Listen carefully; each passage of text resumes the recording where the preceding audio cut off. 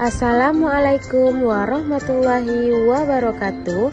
Perkenalkan, kami peserta Laksar CPNS PPSDM Regional Bandung Angkatan 36 Kelompok 2 yang beranggotakan Suci Yulia Rizka, Gustina DR, dan Reini Gusdaninta Hari Utami. 3, 2, 1.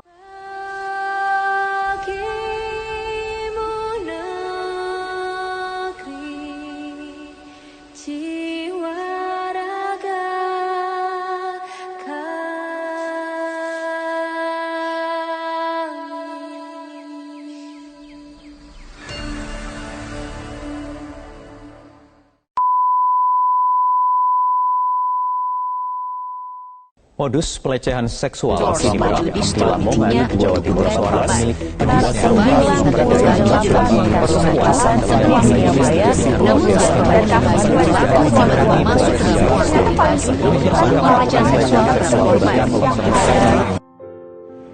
Meningkatnya jumlah kasus kekerasan seksual telah menjadi fenomena tersendiri dan menyedot perhatian banyak kalangan.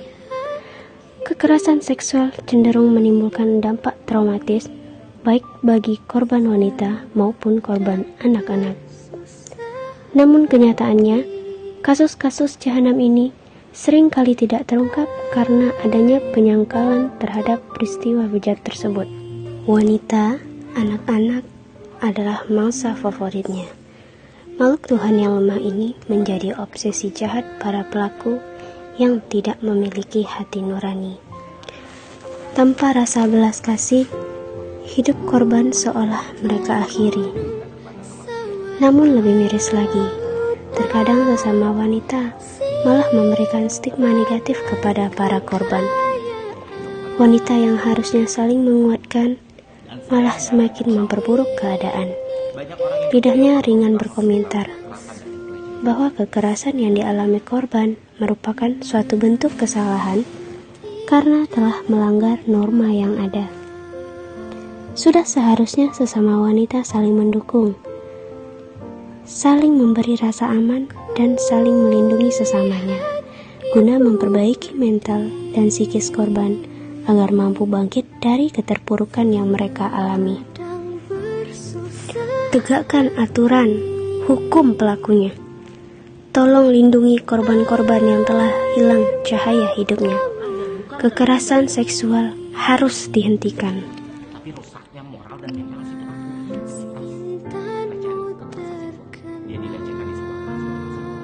Inilah wajah negeriku saat ini.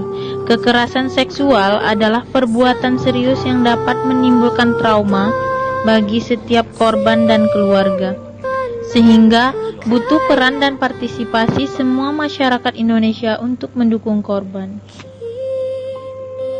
Pelecehan seksual pada dasarnya merupakan kenyataan yang ada dalam masyarakat dewasa ini, bahwa tindakan kekerasan terhadap perempuan banyak dan sering terjadi di mana-mana. Demikian juga kekerasan atau pelecehan seksual, terlebih lagi pemerkosaan.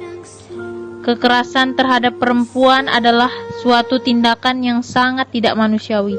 Padahal perempuan berhak untuk menikmati dan memperoleh perlindungan hak asasi manusia dan kebebasan asasi di segala bidang. Sebagai perempuan, kita harus bisa menjaga diri kita sendiri, karena kekerasan seksual bisa terjadi dimanapun, kapanpun, dan oleh siapapun. Indonesiaku tak baik-baik saja. Reinkarnasi kaum sodomi kini merajalela. Ruang aman bagi para wanita hanyalah cerita belaka. Pelecehan, pemerkosaan, pencabulan, dan kekerasan seksual lainnya mengintai mereka setiap masa. Tanpa pandang usia, anak-anak, pria, maupun wanita. Siapa saja dijadikan mangsa. Predator meraba, menyiksa, bahkan memperkosa. Yang tersisa pada korban hanyalah derita, membungkam tanpa kata dengan pedihnya cucuran air mata. Hilangnya adab para manusia hina kini menyisakan trauma dan luka. Bahkan Tak sedikit dari mereka kini hanya tinggal nama. Fenomena ini sungguh nyata. Jangan anggap ini cerita jenaka yang bisa hilang dalam sekejap mata. Ayo Indonesia, saling bantu sesama, ciptakan rasa aman yang kini telah sirna.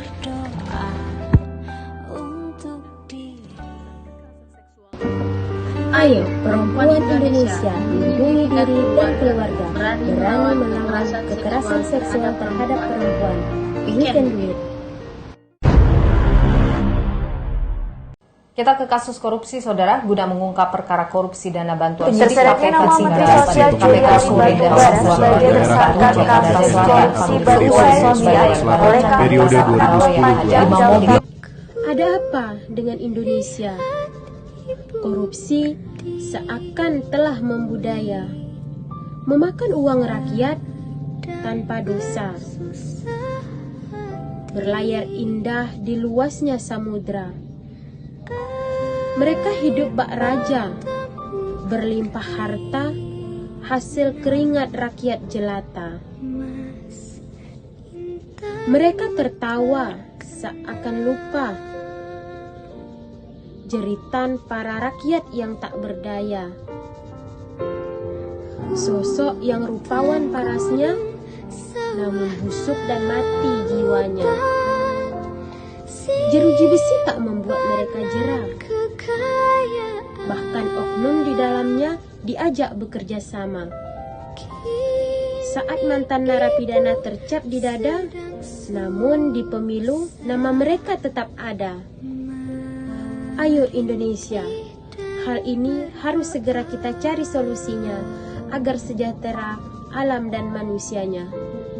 Adanya sifat serakah dalam diri manusia dan aspek politis penyebab terjadinya korupsi karena kepentingan politik serta haus kekuasaan dan jabatan. Alasan mengapa pencegahan dan pemberantasan korupsi di Indonesia belum maksimal karena belum seimbangnya penegakan hukum dengan upaya pengembalian kerugian negara yang telah dikorupsi. Hal ini tentu membutuhkan komitmen nyata dari pimpinan tertinggi penegak hukum di Indonesia. Korupsi lagi dan lagi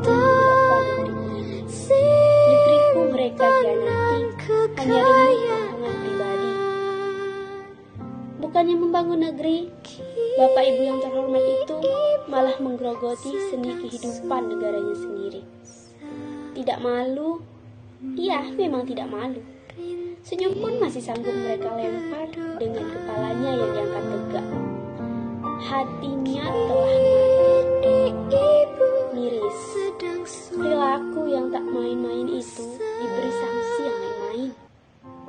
Hanya hitungan tahun yang tak sebanding dengan kerugian negara dan bangsaku.